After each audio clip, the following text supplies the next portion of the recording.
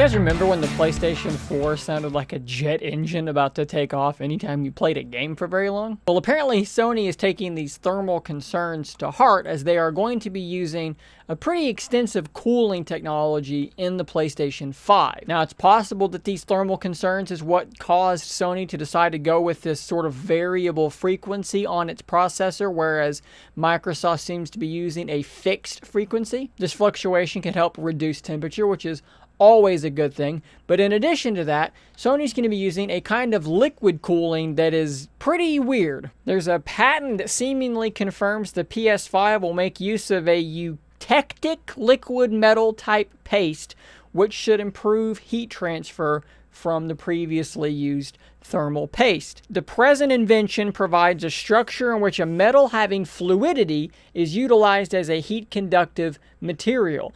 In this structure, a heat conductive material is prevented from invading an unintended region, even when a positional change of a semiconductor device occurs or vibration occurs.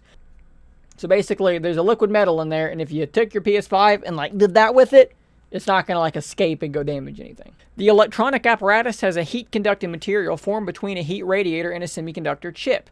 The heat conducting material has fluidity at least when the semiconductor chip is in operation. The heat conducting material has electroconductivity. The heat conducting material is surrounded by a seal member. A capacitor is covered by an insulating section. So a lot of this seems, relatively normal. The electronic apparatus has a heat conducting material formed between a heat radiator and a semiconductor chip. So basically, you've got a chip with a paste or some kind of material that's going to transfer heat into the radiator to be taken away. What's interesting here is the use of this liquid metal, which could potentially pull more heat away. This is not something that you get in, normal computers off the shelf. And it sounds like they're using something like that in place of your normal thermal paste. So theoretically, heat coming from that CPU is going to be pulled away more rapidly, more efficiently than it was in the PlayStation 4. That's pretty cool if you ask me.